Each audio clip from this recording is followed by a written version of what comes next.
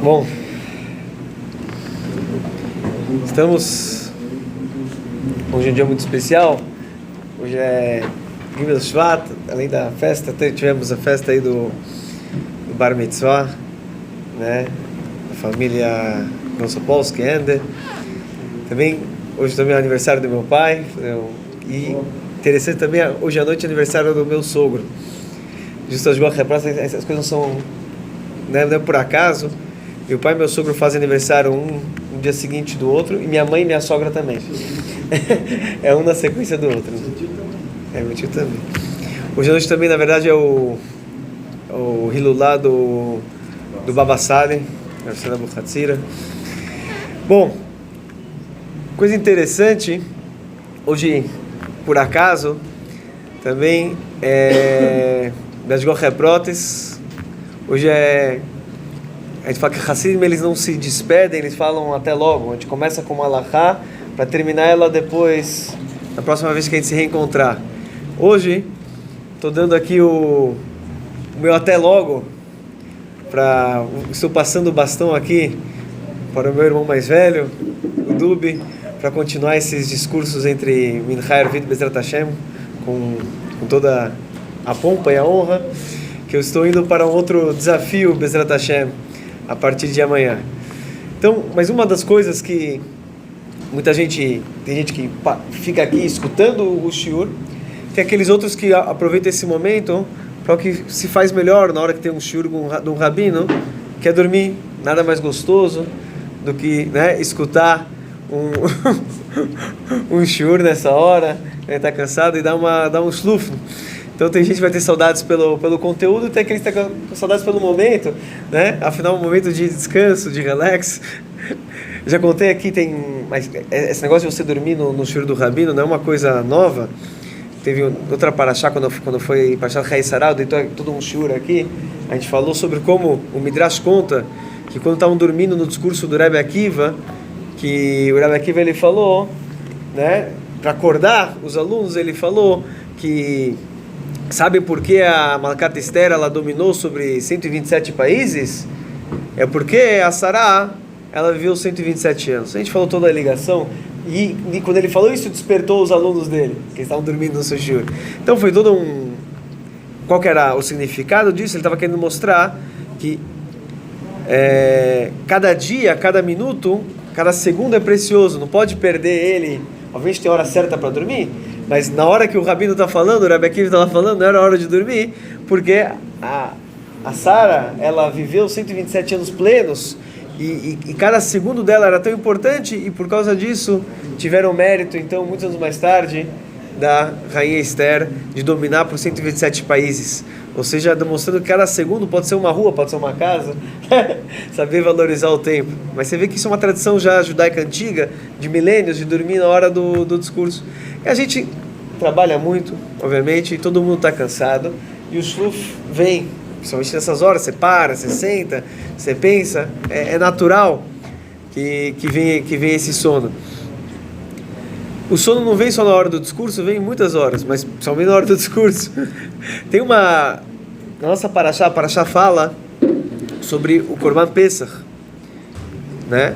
Que foi uma mitzvah que o povo recebeu antes mesmo de sair de Mitzrayim. Ontem eu estava conversando com o pessoal aqui do Koil Tiferes Bachurim, eu estava estudando uma sihá sobre a importância do Korban Pesach, como essa mitzvah é uma mitzvah que exigiu muito Messirut Nefesh. Isso foi algo que a gente mencionou aqui também no passado, que o Korban Pesach ele era algo especial, único, que ele tinha que ser feito assado, ou seja, era um churrasco, ele tinha que ser inteiro, o animal tinha que estar inteiro, o cordeiro tinha que estar por inteiro no espeto, e não podia estar misturado com nada, não podia ser cozido, tinha que ser simplesmente churrasco. Eles tinham que pegar também o cordeiro e levar para sua casa já 4 dias antes da data do Korban Pesach, todas essas leis específicas do Korban Pesach, por que era necessário tudo isso? Isso, na verdade, era uma afronta contra os egípcios e um ato de extremo Messirut Nefesh dos judeus. O cordeiro era que nem a vaca na Índia, mas na verdade mais até que a vaca na Índia. Eles eram o animal sagrado dos egípcios. Então ninguém tocava. Hoje em dia na Índia, se a vaca está passando no trânsito, todo mundo para. E assim o cordeiro estava lá, ele era a idolatria dos egípcios. E o judeu então ia tirar da rua. Os egípcios falavam que está mexendo no nosso Deus, né? Para onde está levando? Não, vamos levar para casa. Só que além de deixar em casa, porque a gente vai fazer daqui um churrasco? Por que justo tem que ser um churrasco, não pode ser cozido, frito, outra coisa? Porque o churrasco, quem sabe, o churrasco ele só pode ser feito fora de casa. Não dá para fazer churrasco dentro. As casas antigamente eram muito pequenininhas. A Mishnah fala, a casa geralmente era um ambiente. Na casa toda era sala, cozinha, dormitório, era um ambiente só, era um cômodo só. Não dá para fazer um churrasco lá dentro, senão você morre asfixiado. Então, tinha que ser feito fora. E mais ainda, se você pudesse fazer numa panela, misturar com outras verduras, fazer um tchum, uma sopa, alguma coisa, você podia enganar. Não estou fazendo cordeiro. Não. Está escrito Rosh Kirbot, tinha que estar por inteiro. Da cabeça ao rabo, tinha que estar no espeto lá, o bicho por inteiro. E tem uma regra especial no Korban Pesach, que você não pode, você não pode quebrar o osso. Na hora que você corta, tem que cortar ainda mantendo a estrutura do animal por inteiro. Isso por quê?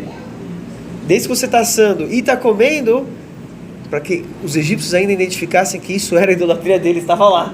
Então, para que ninguém tivesse dúvida, os judeus tinham que, além de pegar, fazer o churrasco na rua, porque não tinha espaço, não tinha o que fazer dentro de casa, e tinha que estar o bicho inteiro lá.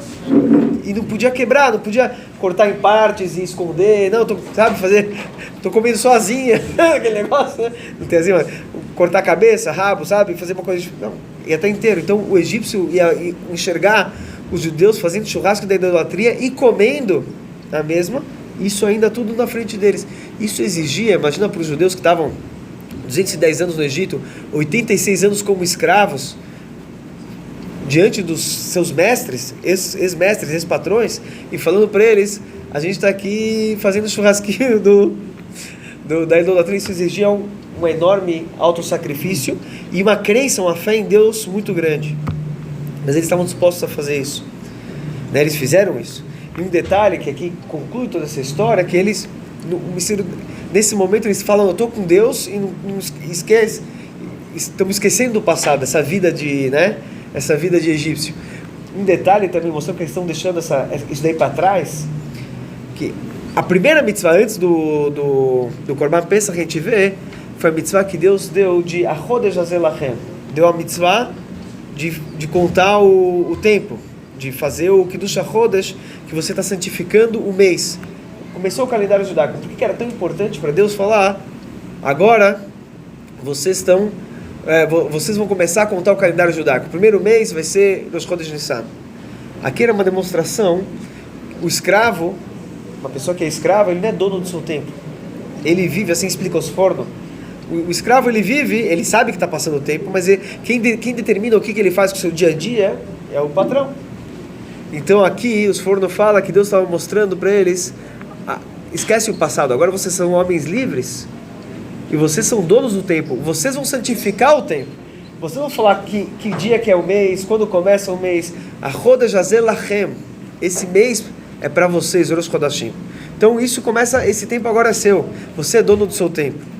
E o passado já foi, então agora vocês estão com Deus, não estão mais com os egípcios, e estão afrontando eles, mostrando quem manda aqui é Deus, mas para exigir uma mudança muito grande, mental, dos Yehudim para fazer isso. E aqui eles estão concluindo toda essa história, que eles tinham que pegar, inclusive, o cordeiro está ligado, desde o princípio, eles estavam resolvendo um problema histórico de centenas de anos, que todos os Yehudim, eles entraram no Mitzrayim, porque, como começou a Galut, o exílio, isso começou quando os irmãos de Yosef venderam Yosef, e eles falaram que Taruf Torah, que ele foi abatido por um animal selvagem, e a prova que eles tiveram, qual que foi? Eles pegaram a túnica de Yosef e mergulharam no sangue de um cordeiro. Por quê? Porque fala que o cordeiro, o sangue dele parece com o sangue de ser humano. E assim eles apresentaram a túnica e o Yaakov chegou à conclusão que Yosef provavelmente foi morto por um animal selvagem. Então aqui na hora deles saírem, eles abateram o cordeiro e pegaram do sangue, e ao invés de que eles tinham mergulhado a túnica, os irmãos de Yosef tinham mergulhado a túnica de Yosef no sangue do cordeiro, agora eles pegam esse sangue e passam nas portas. Quer dizer, estamos deixando tudo isso para trás, estamos começando uma vida nova. Mas tem uma halachá interessante em toda essa história, que além do Korban Pesach tem que ser, como a gente falou, não pode ser quebrado o osso, tem que ser comido por inteiro, ele tem que estar inteiro lá e no churrasco, etc. Fala que tem que ser comido, está escrito que tem que comer na sua casa, né? Um por casa. E a Gemara traz, então, que, como a gente fala, a casa é o próprio ambiente. Se a pessoa, tinha uma pessoa que fazia o churrasco do Korban Pesach, tinha que fazer com todos os detalhes, exatamente para evitar de quebrar o osso, etc. Se ele comesse um pouco lá, ele não podia sair. Então todo a Haburá, todo mundo que estava junto com ele, aquele grupo, tinha que ficar ao lado dele para comer lá, naquele lugar. Não pode comer um pouquinho aqui e sair para levar para outro lugar. Tem que estar sempre, todo mundo tem que estar no mesmo ambiente. Então, se você começou a comer no lugar, tem que terminar no lugar que você está, e assim tem que estar todo o grupo comendo junto. E por causa disso tem um detalhe muito interessante. A Gemara fala que não é só que você tem que estar comendo e tem que comer naquele mesmo ambiente, naquele mesmo cômodo, e não pode sair de lá. Se a pessoa, quando está comendo, ele adormece, ele está comendo quando uma pessoa ele dorme, então ele saiu de lá mentalmente, porque ele viajou, né? E aí então, se ele acorda, ele não pode mais comer do Korban Pesach.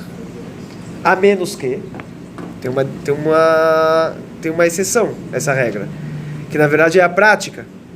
Se ele está comendo com uma Haburá, que como você deve comer, é com o grupo, com toda a sua família, todo mundo junto lá. E se as outras pessoas do grupo ainda estarem acordadas, porque a gente sabe que pensa, o negócio é enrolado, né? Então as outras pessoas do grupo estão acordadas, então você se baseia neles e você pode continuar a sua refeição do Korban Pesach. Isso vale, o Shulchan Aruch traz, isso vale também para o Afikoman. Porque o Afikoman que a gente come hoje em dia é Zecher de Korban Pesach. Aquela matzá que a gente pega do meio e guarda para o final da refeição. Tem que ser a última coisa que deve se comer, igual o Korban Pesach, Maftir e Machar Pesach Afikoman. A gente deixa isso para o final. E a lei do Afikoman é igual à lei do Korban Pesach. Então, se a pessoa está comendo Afikoman, ele adormece. Se ele está fazendo Korban, um Seder Pesach sozinho, acabou. Ele acordou, acabou, não pode mais comer o Afikoman. Agora, como ele está, geralmente, Bezat Hashem, todo mundo com um grupo, fazendo em família, etc. e tal, se acordar, os outros ainda estão no meio da refeição, então você continua comendo Afikoman. É interessante porque tem um amigo que fala,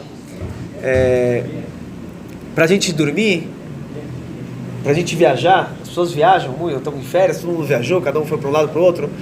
Então, para o judeu viajar, a gente não precisa, está escrito Ele Barechev Ele Vassusim.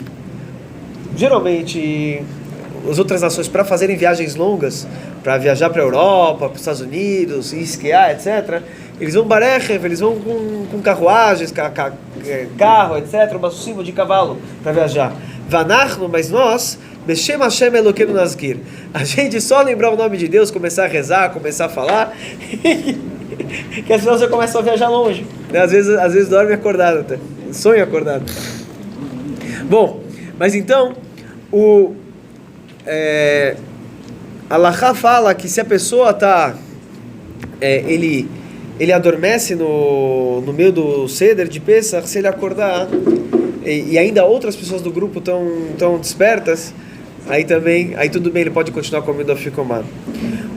O Rebbe explica isso numa Sihá, que toda a ideia, tem uma coisa muito interessante, ele explica como toda halachá tem o seu lado, tem a halachá prática, mas tem obviamente um ensinamento por trás dessa halachá, né?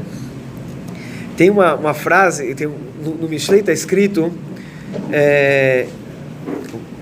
Agora não lembro o passuco certinho do Mishlei, mas ele fala, deixa eu ver aqui se eu encontro nos Sfara rapidinho, acho que não consigo encontrar, mas é alguma coisa, acho que a frase é a seguinte: Yimekor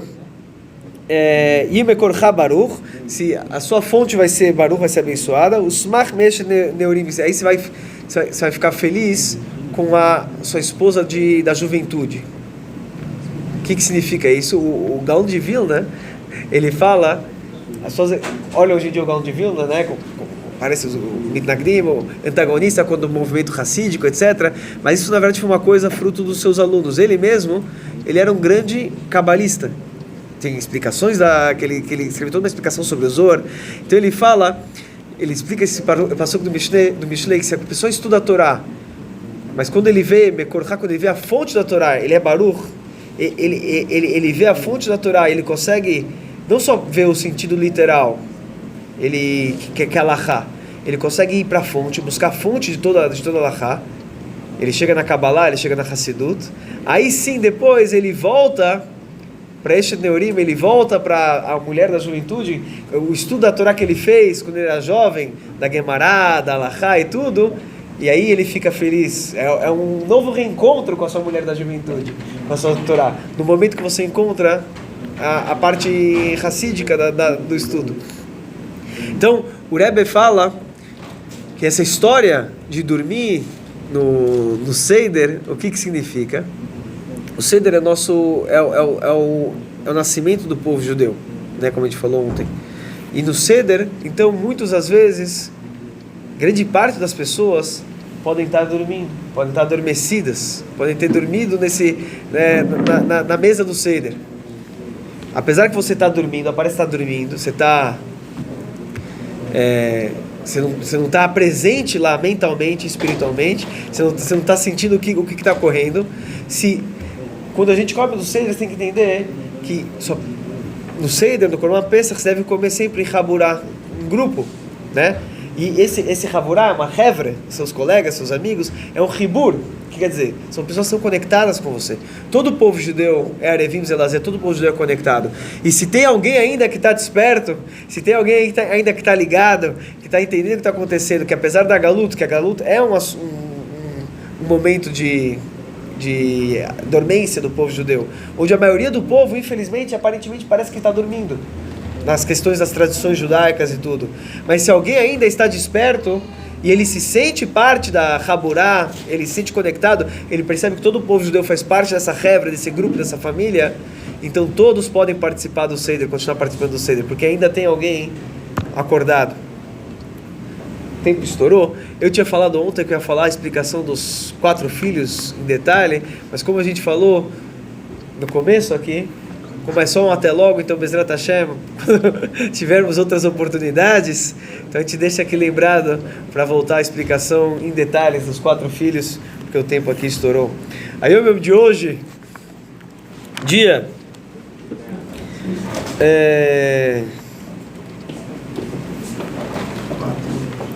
dia 4 de Shvat, Mitzrayim u lashon metzar ugvul. Mitzrayim é a linguagem de metzar, restrição, gvul, limitações. Então, Galut Mitzrayim Beruchaniut, o exílio egípcio no sentido espiritual, o Mashe Nefesh Abamid Magbelet no Master da Nefesh Elokit. É isso que a alma animal ela limita e oculta a nossa alma espiritual. Ad Shenefesh Elokit Misamsemes colocar Shanai sobre Katnus Ve'elem. Infelizmente pode chegar a tal ponto que a gente mal enxerga a alma espiritual, ela fica diminuta. Então, para a gente sair do Egito espiritualmente, o Assoras Ametz Vegul é tirar essas limitações espirituais. Verraindo, como que é isso? Isso é quando a gente consegue intelectualmente, né, isso da Hassidut, etc., e fazer brilhar de tal forma o nosso intelecto até que leva os sentimentos do coração, os sentimentos bons, para fazer ações na prática.